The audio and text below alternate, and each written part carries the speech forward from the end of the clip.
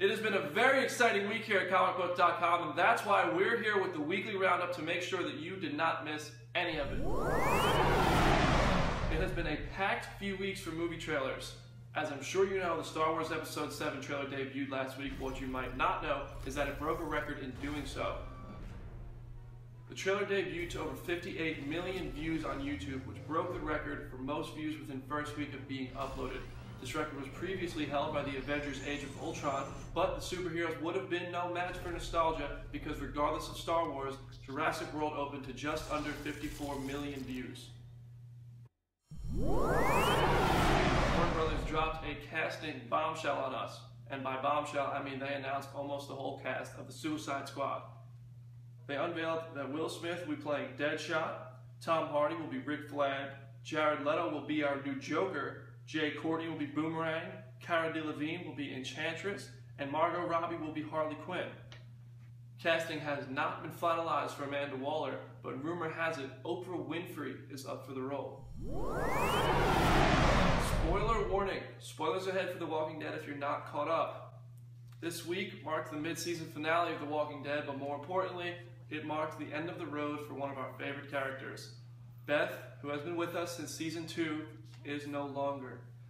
Dawn claimed her with a bullet to the head during the exchange in the hospital between the hospital group and Rick Grimes and company, but Daryl quickly got his vengeance, eye for an eye, by putting a bullet in Dawn's head. AMC spoiled this moment for millions of people though. They posted this image on their Facebook, the emotional moment of Daryl carrying Beth out of the hospital, with the phrase, "Rest in peace, Beth." For all the people who were spoiled, AMC issued an apology saying they will do their best to never spoil anything in the future. This week, comicbook.com debuted a sneak peek at the 50th anniversary variant of the Inhumans comic book. That cover, however, may have indicated the identity of the Secret City in Agents of S.H.I.E.L.D. If you look at the floor on Black Bolt's throne room, you will see markings on the floor identical to those of the alien writing featured in Agents of S.H.I.E.L.D., which leads S.H.I.E.L.D. and Hydra to a secret city. Although the cinematic and comic universes do not connect, they do tend to mimic each other. Could this mean that S.H.I.E.L.D. is heading to Attilan? The Flash vs. Arrow 2-part crossover was awesome, right?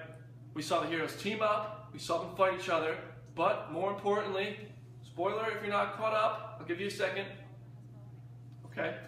More importantly, we got our first look at Robbie Amell's Firestorm. We don't know when we'll see Ronnie Raymond again, but let's take a look at when we saw him for the first time. Anyone tell you not to hang out on the freeway at night? You're liable to get robbed. You got the shakes, man. What are you, tweaking or just cold?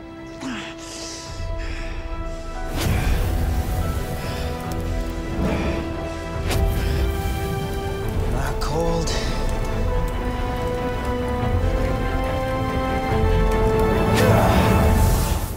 So that's 5, but I've got a couple bonus stories I have to share with you. Ryan Reynolds will be playing Deadpool, and the movie is set to go into production in March. And finally, Benedict Cumberbatch is actually confirmed to be Doctor Strange. That's all I got for you this week. I'm Brandon Davis. Make sure you check out comicbook.com all week to stay up to date. I'll see you next week.